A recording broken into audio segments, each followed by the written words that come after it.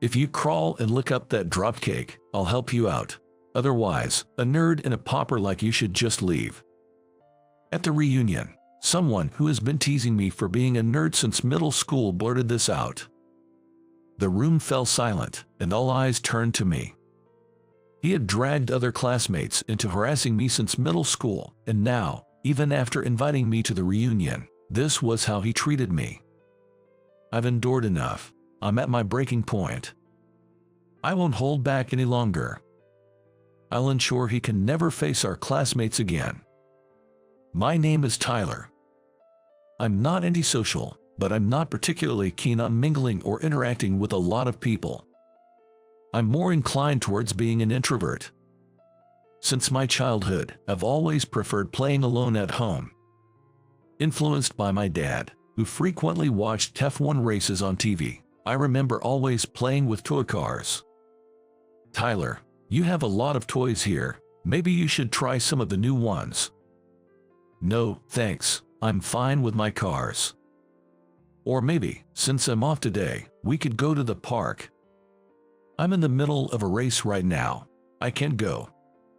"You've been playing with the same car since this morning. Tyler, you really focus on one thing at a time, don't you?" By the time I reached the upper grades of elementary school, while other kids were obsessed with their gaming consoles, I was deeply engrossed in playing games on the computer my parents had bought for me. "Dad, you should use the shortcut keys like this, and then." "Well, that's amazing. You're way better with the computer than I am. I'm really proud of you." Then came middle school. While everyone else was joining clubs, I preferred to focus on my computer work at home, so I didn't join any clubs. In school, there weren't other kids who played with computers, and since everyone was part of some club, I only had occasional conversations but no close friends. In stark contrast was Alex, a classmate who was handsome, a top student, and the star of the football team. From the beginning, his good looks and charismatic personality captured everyone's attention. It caused quite a stir when the most beautiful girl in our grade gave him a love letter. I never thought I'd have any interaction with him, but then, something happened one day. That day, our class was scheduled to do programming in our IT class. While my classmates were struggling, I breezed through the tasks assigned to us. Then, one of my classmates peeked at my computer screen. From there, things escalated quickly. Classmates started gathering around me, one by one. They all wanted me to teach them programming. I was astonished. To be relied upon by everyone, when I had been isolated, was a new experience for me. I enthusiastically taught them programming. Everyone was pleased, saying my explanations were easy to understand. Hearing "Tyler, you're amazing" from them was genuinely satisfying, and I felt good about being involved with computers. However, not everyone was pleased with this development. It's the popular guy, Alex. "What's up? What's getting you all excited?" "Well, I was just teaching everyone some programming." "Wow, Tyler's computer screen is insane. You're always doing this stuff instead of joining any clubs. Total nerd vibes. Don't you all agree that Tyler here is a creepy nerd?" He said this to everyone in the class. Maybe because Alex was laughing as if it were all just a joke, everyone started teasing me in a joking manner, saying, "Yeah, you're such a nerd." He went further, saying, "Don't bother with this nerd. Let's go over there." Following that incident, the distance between me and my classmates, who weren't that close to begin with, grew even further. I thought I'd gained some confidence when everyone recognized my computer skills, but in the end I ended up all alone. Maybe I'm just the worthless nerd Alex says I am. "Hey, why are you looking so down?" When I was feeling downcast and being avoided by everyone, the popular girl in the class, Sarah, surprisingly spoke to me. When Sarah talked to me, the classmates buzzed with surprise. "Isn't it bad to talk to Tyler?" someone whispered from somewhere. But Sarah glared at the classmates, who looked at me coldly, with a resolute expression. "What? Following the loudest voice is just lame. I don't want to do that. From that day, Sarah and I started talking a lot. Sarah, always reaching out to me, who was isolated from the rest. You have plenty of friends. You don't need to bother talking to me. What are you saying? I genuinely think you're amazing, Tyler. That's why I'm talking to you. Me, amazing. Jer, being able to program in middle school is amazing in itself, and I respect you, Tyler, for polishing your skills without being swayed by those around you. Thank you.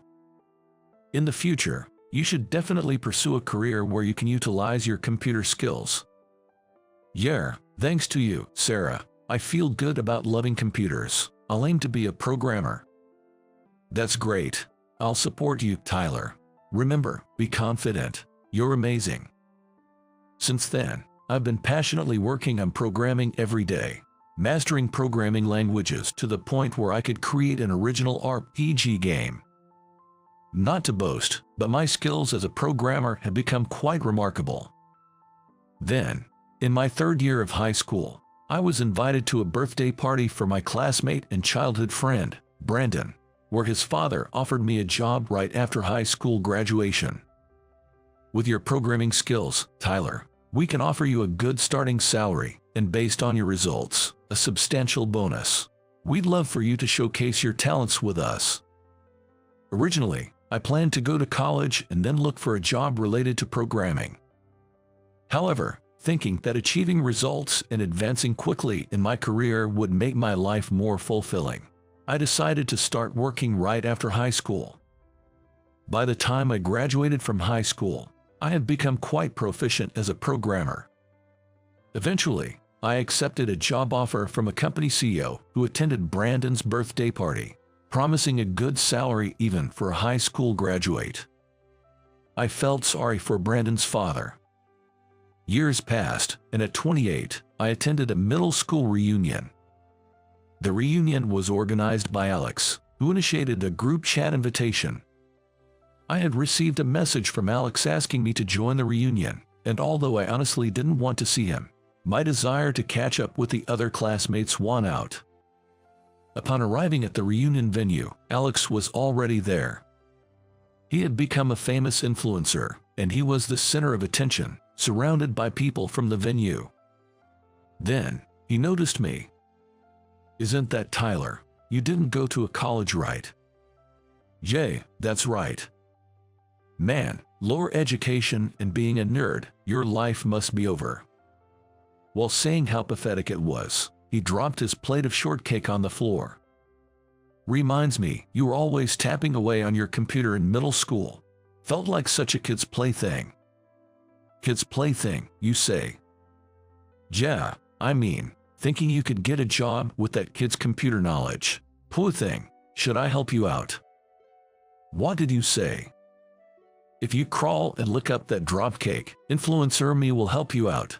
Otherwise, a pauper and broke guy like you should just leave." I thought about unleashing all my pent-up anger at him for his appalling attitude. But when Alex's tirade started to escalate, Brandon tapped him on the shoulder and said, Hey, Alex, don't you know? Tyler runs a programming school now. He doesn't need your help." "No way, I thought he was stuck in some dead-end job." "That's not true. You should know the company I'm talking about. It sponsors your radio show, Alex." His face went pale. Everyone around seemed surprised. "Really, Tyler, you've made quite the name for yourself," someone exclaimed. And with that, the crowd's attitude toward Alex began to change. Whispers circulated the venue. All these years, Alex targeted Tyler. But isn't it pretty lame to still be calling him a lower education and a nerd at this age? Amidst this shift, Alex, sweating profusely, tried to cling to me for support. "Wait a minute, it was all just a joke, a mere joke, right, Tyler? We're friends, you understand, right?"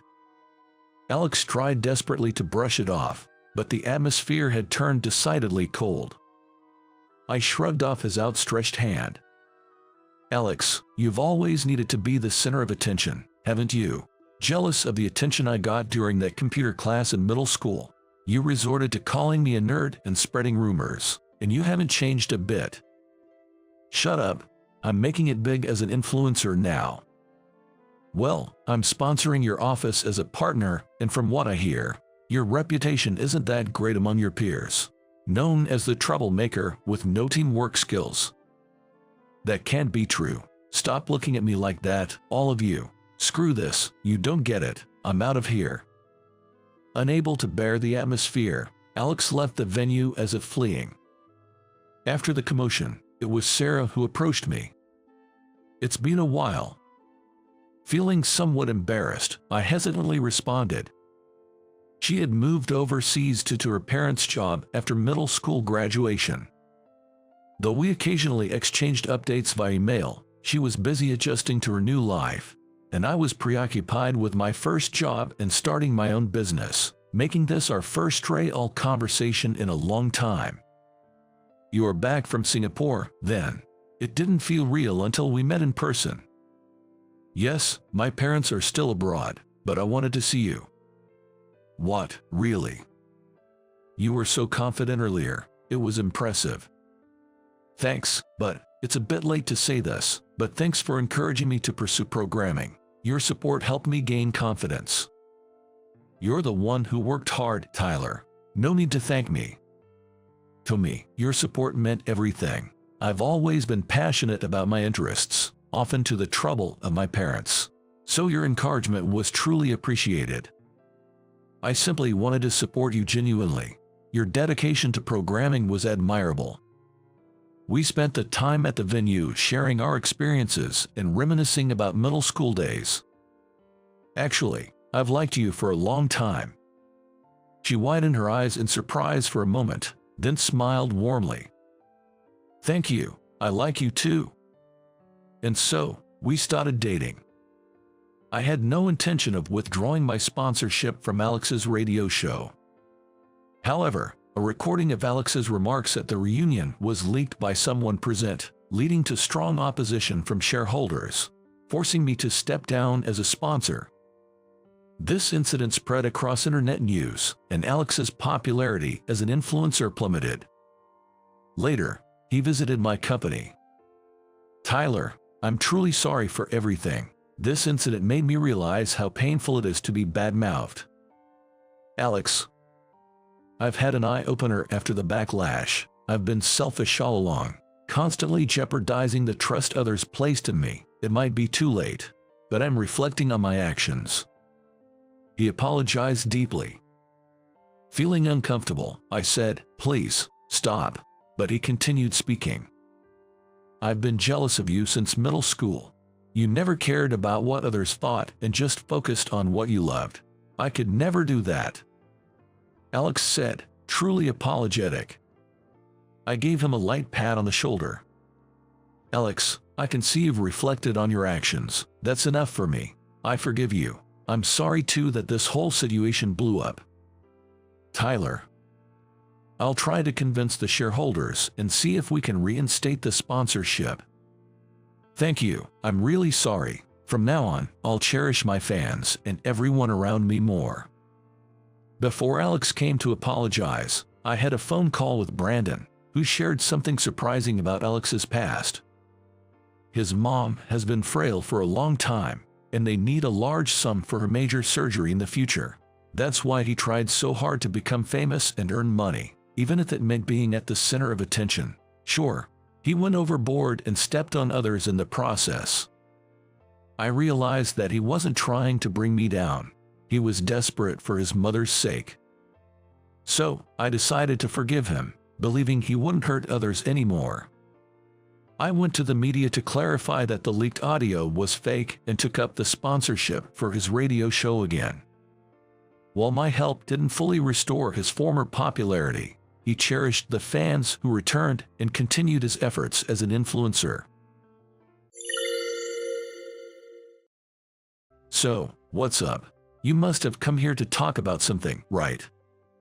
The bar owner, Mark, skillfully prepared and served some snacks. Actually, I got this from my daughter, Emily. I took a white envelope out of my bag and handed it to Mark. Emily. Oh, I see. You've met Emily then. Mark smiled as he took the envelope. No, I haven't seen or contacted Samantha or Emily for 21 years. I haven't even told them where I moved to, but this arrived 3 days ago. Mark was surprised as he looked inside the envelope. This is an invitation of wedding. I nodded solemnly. After divorcing Samantha, I immediately moved to a small apartment. Of course, I didn't tell Samantha where I was moving to. Why did Emily send me an invitation? It's obvious, she wants to invite you, Jason. But I was a father who couldn't even properly celebrate her birthdays.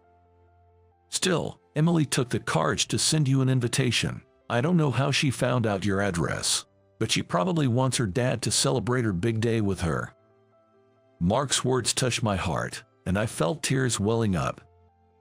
Encouraged by Mark, I decided to meet my daughter for the first time in 21 years. My name is Jason. I married Samantha at 25, and a year later, our daughter Emily was born. Kids are really adorable, aren't they? I wish we could always laugh and spend time together as a family.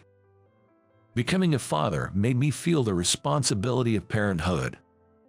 After graduating from high school, I worked as a carpenter for 10 years, but I started to think that I needed to earn more. We were poor in a single-parent family, and I didn't want my child to go through the same hardships. Also, my mother was in debt, so I wanted to pay off her debts and give her some comfort for raising me on her own. After much deliberation, I switched to a long-haul truck driver job, which paid better. Being a long-haul truck driver meant being away from home for 3 or 4 days at a time, but back then, I kept working hard, thinking only of my family's happiness. However, it seems that wasn't the kind of happiness Samantha had envisioned. Welcome back. Yesterday, Emily was. After a long absence from home, Samantha happily talked to me about Emily. But back then, I couldn't understand Samantha's feelings at all. Look, I'm working for the family, so let me rest when I'm home. I'll listen to you when I wake up. I would head straight to the bedroom upon returning home. Without any malice, I said such things to Samantha, who was taking care of little Emily all by herself. I'm sorry. I can forget the look of sadness on Samantha's face as she apologized. I wish she had just lashed out at me then. Maybe then, I could have understood Samantha's feelings. But I knew better than anyone that Samantha wasn't that kind of person. She never spoke ill of others. She always prioritized the feelings of those around her over her own. Somehow, I had cornered the kind-hearted Samantha without realizing it. You don't have work this Saturday, right? One day, Samantha timidly asked. I have work. I'm leaving on Friday and coming back on Monday. Why? Is something happening on Saturday? Hearing my words, Samantha looked down. It's Emily's 4th birthday. After Samantha's reminder, I finally realized that this Saturday was Emily's birthday. I'm sorry. Let's go buy something Emily wants together in next week. You were working last year and the year before too, right? Huh? Samantha glared at me, her eyes brimming with tears. You promised Emily last year that you'd definitely celebrate her 4th birthday together. I couldn't say anything for a while as Samantha yelled, tears streaming down her face. But it's not like I was out playing. I just didn't want her to go through the misery of not having enough money. That's why I'm working so hard. I understood what Samantha wanted to say, but I got a bit irritated at that moment. I'm sorry, but I have to work. I'm working for the family. I'm sorry too. Saying that, Samantha wiped her tears and fled to the bedroom. Good morning. The next morning, seeing Samantha act as usual made me feel relieved. She must have understood. That's what I thought. And on Friday morning, I greeted Emily as usual. Emily, Daddy will be back on Monday. Make sure you listen to Mommy, okay? If I brought up her birthday, it would remind her of the promise and things could get out of hand. So I deliberately didn't mention her birthday.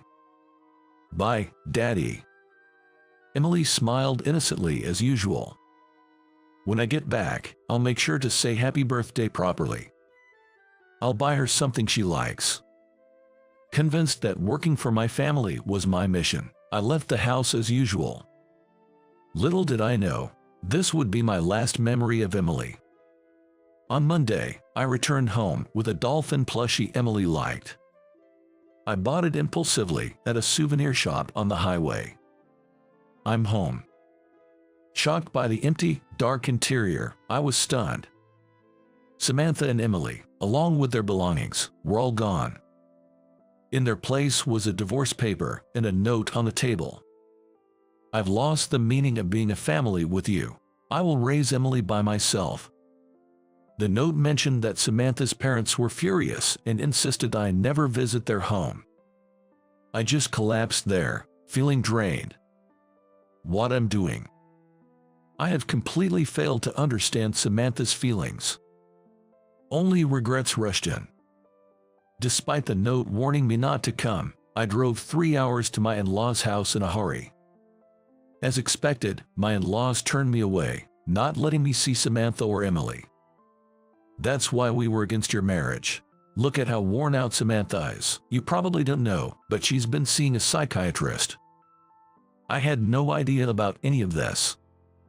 Samantha never mentioned. My mother-in-law sharply rebuked me as I tried to explain I hadn't heard any of this before. You never listened. You're hardly ever home, and when you are, you go straight to your bedroom. Never show your face to us again. I couldn't argue any further. Samantha was an only child, cherished and raised carefully by her parents. Her father worked for a major company and intended to marry Samantha off to someone well-raised and from a good background. Then there was me, with less education. Being from a single-parent family and poor, with not a great income, my in-laws were always against my marriage to Samantha. Yet, I went to persuade them time and again. I will definitely make Samantha happy. I won't let you regret this. Please believe in me and let me marry Samantha. In the end, my in-laws relented and agreed to our marriage. So, causing Samantha sadness and even driving her to the point of needing medical attention was unforgivable. Samantha and Emily are our responsibility now, so don't you ever come back. That's the only thing you can do for them. With the door slammed shut, I had no choice but to hang my head in defeat. As my father-in-law said, all I could do now was accept the divorce and disappear from their lives. What followed is a blur. A few days later, I received a business-like email from Samantha. I've filed the papers. No reply necessary, and just like that, Samantha, Emily, and I became strangers to each other. Time passed, and it's been 21 years since the divorce. Now, I find myself in front of a bar. The sign out front reads closed today. Every Wednesday is a regular holiday, right? As I turn to leave, disheartened, "Hey, is that you, Jason?" I was unexpectedly greeted by Mark, the bar owner, who happened to come out. "It's been a long time." "It really has. Come in." "But, isn't it your day off today?" "It's my day off, so we can talk freely, just the two of us." Mark invited me in with his warm smile. Sitting at the counter, Mark quickly served up a beer. "You look well. Here's to a long-awaited reunion." His kind voice filled the quiet bar. "You haven't been changed a bit."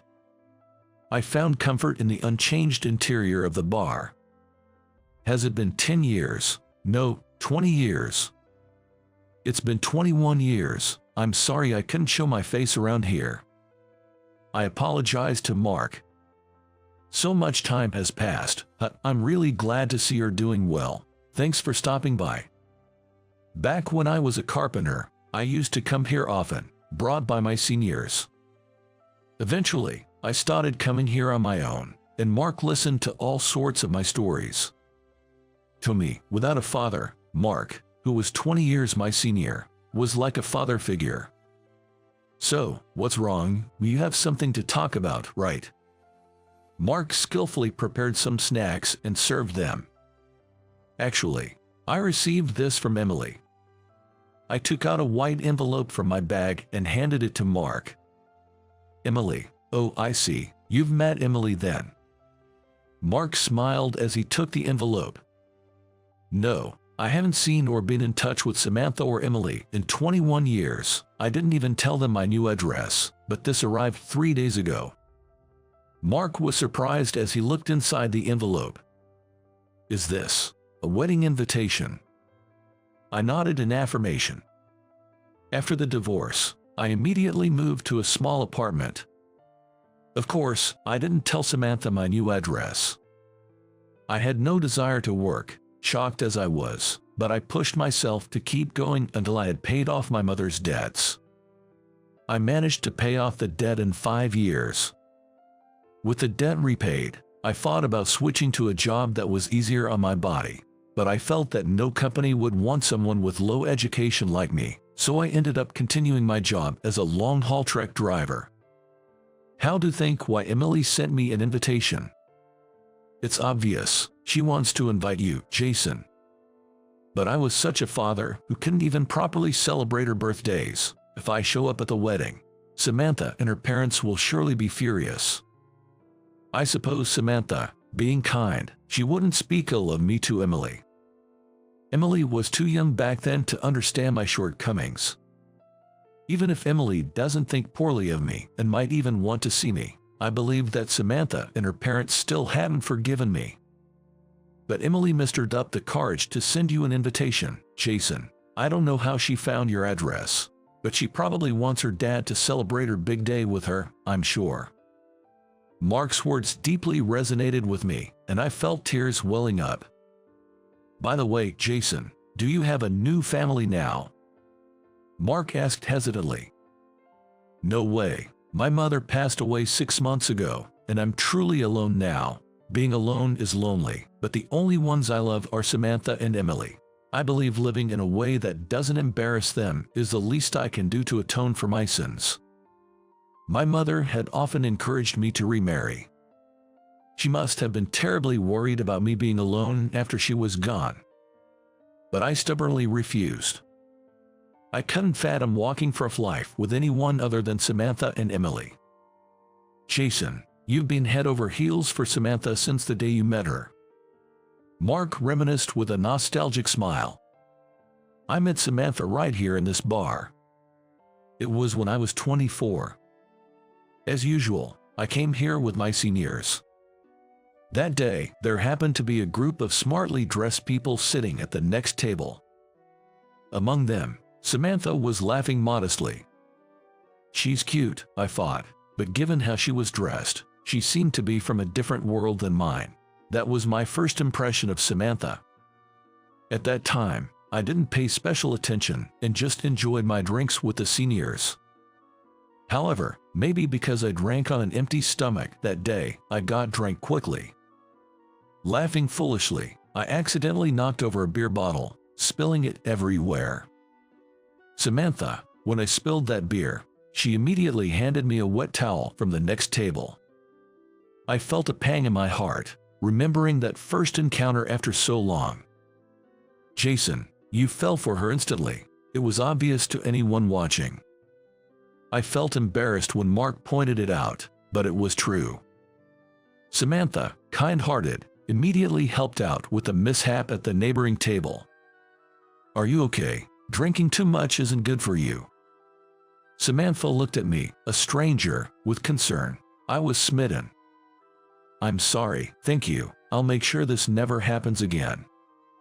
Sobriety hit me instantly, and Samantha laughed seeing my solemn face. Yes, please take care of yourself, for your own sake and your family's. For myself and my family's. What a beautiful soul she must be. That single sentence from Samantha made me fall for her hopelessly. Since then, I started visiting the bar alone, hoping to run into Samantha again. I even consulted with Mark and had him secretly inform me when Samantha visited the bar. This way, I orchestrated chance meetings and gradually closed the distance between us. I was upfront with Samantha from the start. Of course, I wanted to date Samantha, but I felt we were from different worlds, so I wanted her to reject me quickly if it wasn't going to work out. However, Samantha didn't seem to mind that I was a high school graduate, a carpenter, or from a single-parent family.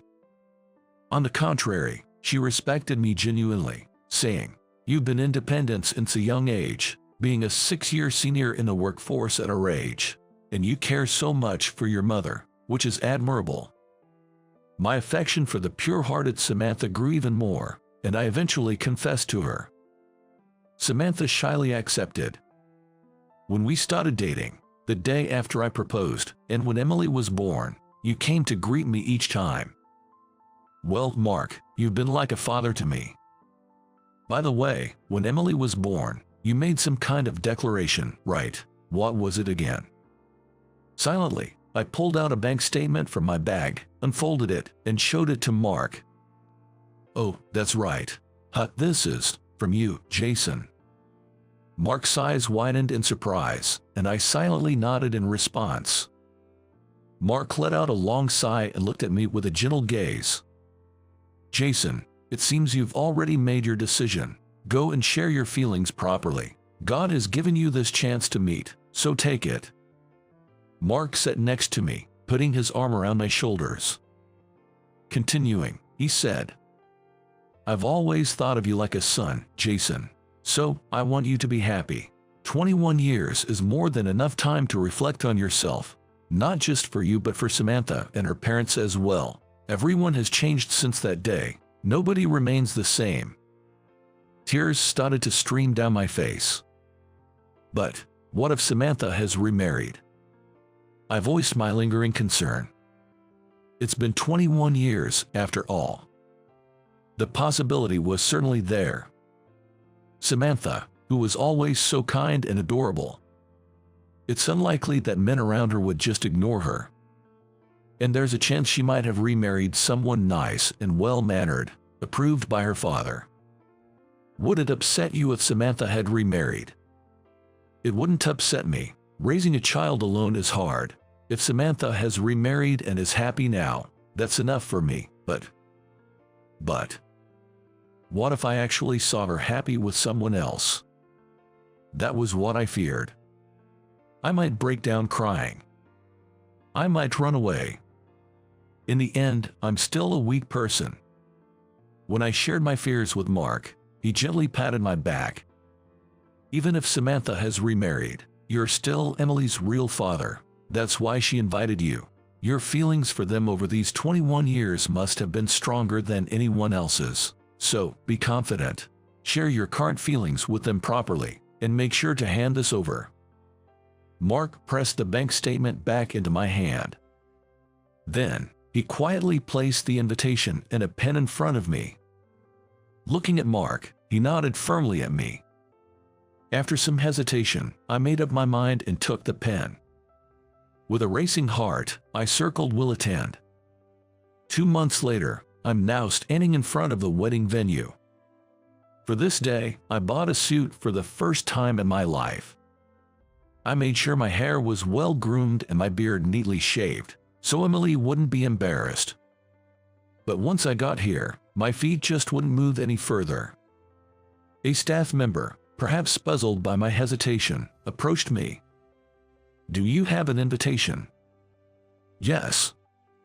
Tentatively, I showed the envelope containing the invitation. The staff member looked at my name written on the envelope, widened their eyes for a moment, then smiled. "Congratulations on this special day. Emily has told us about you. Please, follow me." Following the staff member, I was led to the bride and groom's waiting room. "Emily asked us to bring you here. Please, come in." "Who are on the other side of this door?" My heart was pounding so hard I thought it might leap out of my chest, but prompted by the staff, I knocked on the door. "Come in, please." I braced myself and opened the door. Emily, thank you for inviting me today." I started to speak the words I had been contemplating for so long, but midway, I choked up and couldn't continue. Emily, now 25, looked just like Samantha did back then. And Emily, clad in her bridal gown, looked so beautiful, like a goddess. I've hardly spent any time with Emily. I was nothing more than a father in name only. Yet, the marriage of my child stirred something deep within me, and I found myself crying before I knew it. "Dad, you came." Emily, seeing me, also had tears in her eyes. The groom, who had been standing beside Emily, came forward to me. "It's a pleasure to meet you. I'm Kevin. I apologize for the late introduction. I promise to make Emily happy, without fail." Kevin greeted me with respect. In that moment, I understood the kind of man he was. Emily chose him, so his words must be true. I suddenly remembered how I pleaded with Samantha's parents. "I will make Samantha happy. I promise you that. Please, trust me, and let me marry her." Samantha's parents must have trusted me because their daughter chose me. And yet, I betrayed that trust. "Can I have a moment alone with Kevin?" With Emily's permission, Kevin and I stepped outside. "Kevin, I failed at marriage, but I have one request. Please make Emily happy, the way I couldn't. Keep no secrets, and build a happy family together," I implored Kevin. I was open with Samantha about everything, except my mother's debt. I knew her parents would never agree to the marriage if they knew about the debt. But I think it was that secret that led to our downfall. Had I been honest, maybe we wouldn't have married, but at least I wouldn't have hurt Samantha. Or if we had married, we could have worked through it together. I prioritized my happiness by wanting to be with Samantha, and it led to this. It's my biggest regret in life, so please, no secrets between spouses. Kevin nodded firmly. Seeing his honest reaction, I felt reassured. "There's one more thing I need to ask of you." I took out an envelope with a bank statement from my bag and handed it to Kevin. He looked inside, puzzled. Then his eyes widened when he saw the bank statement. $25,000. When Samantha and I divorced 21 years ago, she didn't want any alimony or child support. She probably wanted nothing to do with me. But when Emily was born, I decided to save $10 every month for her future. $10 a month, $120 a year, wasn't much, but it was all I could afford at the time with my mother's debts.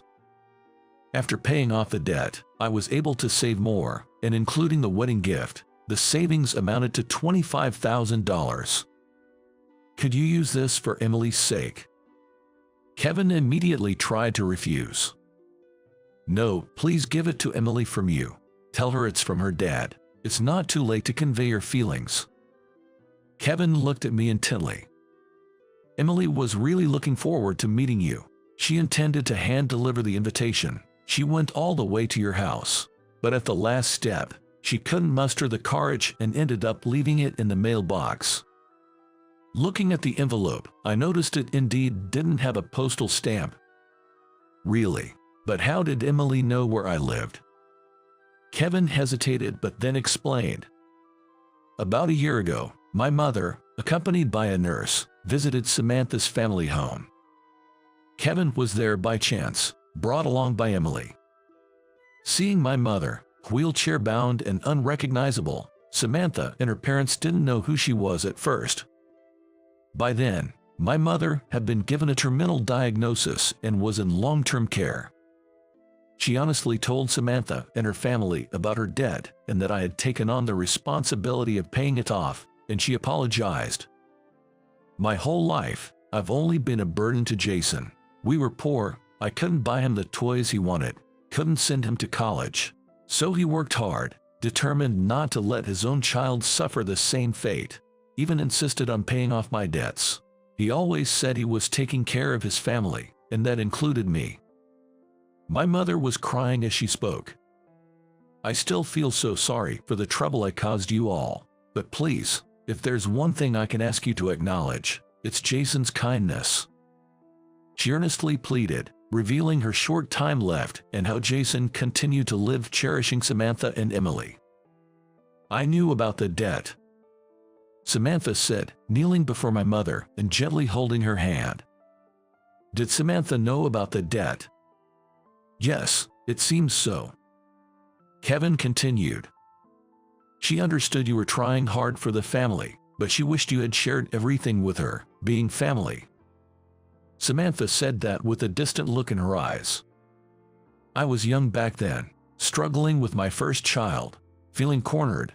That led to the divorce, but I don't regret divorcing. If we hadn't divorced then, I might have ended up hating Jason. I'm sorry, it's all my fault. Jason did nothing wrong." As my mother bowed her head, Samantha said, "No, it's because we divorced then that I didn't end up hating Jason. I still care for him. I know he's the kindest person." Hearing this, my mother sobbed. Samantha covered her with a red blanket, saying, "Thank you for coming all this way. Your visit gave me courage. It might take some time, but I will definitely convey my feelings to Jason." That's when Samantha learned my address from my mother. Come to think of it, my mother started cherishing a red blanket at some point. Who would have thought it was actually something from Samantha? Tears flowed from my eyes as one revelation followed another. Thanks to my mother's actions, I was able to reunite with Emily like this. I was also able to learn about Samantha's feelings. My mother had been acting for me until the end. I clenched the return pass book tightly. "Thank you for telling me, Kevin. I'll talk to Emily about this savings myself." Encouraged by Kevin, I hurried back to Emily. "Emily." As I opened the dressing room, not only Emily, but also Samantha was there. "Samantha." "Jason." I had no more doubts. I was determined to express my feelings. With a firm grip, I exclaimed, "Samantha, Emily, I'm truly sorry. For 21 years, all I could do was wish for your happiness. I thought I had no right to see you both, but I've always cared for you both more than anyone. Thank you for inviting me today. Thank you so much." My emotions from 21 years poured out. At over 50 years old, my face was a mess of tears. Seeing me like that, Samantha and Emily laughed through their own tears. "Jason, you haven't changed. You cried openly like this when I accepted your proposal too." "Really, Dad, you're such a crybaby." Listening to their banter, I could sense Emily's growth. "Have you been well?" "Yeah." "Not drinking too much?" "Not at all." "Are you cooking for yourself?" "Mostly store-bought food, but I cook my breakfast every morning." "That hasn't changed from before." Samantha and I looked at each other and laughed. We felt the bitter sweetness of the times before we were married. "You two seem to be getting along well." Emily made fun of us. "You didn't remarry, did you?" I tentatively asked Samantha. "Remarry?" Samantha and Emily exchanged looks and burst into laughter. "There's no way Mom would remarry. Even though Grandpa suggested it many times, she always firmly refused." Samantha chuckled softly. "For Mom, Dad has always been the most important." Samantha's face turned bright red. Then, somewhat embarrassed, she responded, "Yes, well, that's true. I thought about contacting Jason so many times, but I hesitated, thinking what if Jason had a new family? The idea of me remarrying is absurd. Samantha and Emily have always been most important to me." As we shared our feelings, I moved closer and hugged them tightly. "Thank you for coming, Dad. It's a new start from here." "A new start. Come on, get changed." Emily pointed to a morning coat prepared for me. "Be there as my father, properly." But I hadn't really done anything father-like. You've always cared for me more than anyone. That's something only a parent can do. Come on, we don't have much time." Urged by Emily, I proceeded to change. Then, I noticed the bank statement in my hand. "Congratulations on your marriage, Emily. Please accept my feelings." As I spoke of the savings, tears welled up in Emily's eyes. The savings that had been accumulated month by month for 25 years. "You really have always cared for Emily more than anyone." Samantha was also in tears. "Thank you, Dad. I'll use it wisely for the family." Relieved that they accepted it, I felt truly at ease. This was the first time I did something father-like for Emily. I felt a newfound confidence in myself. The wedding proceeded as planned. Having a proper conversation with Samantha's parents, this day brought significant changes to my life. And a week later, here I am, standing in front of Mark's bar. Beside me are Samantha, Emily, and Kevin. Mark, the bar owner, is like a father to me. I always make sure to greet him at every important moment. With that, I energetically opened the bar's door. "Welcome." Mark warmly smiled upon seeing us four. "Mark, I remarry Samantha." Mark's eyes widened in surprise for a moment. "Is that so? Congratulations, and congratulations to you too, Emily and Kevin." Yes, that's wonderful. I'm so happy for all of you to be happy." Mark was moved to tears with joy. We all exchanged smiles. "Yes, we're very happy now. This time, we'll spend our days happily as a family."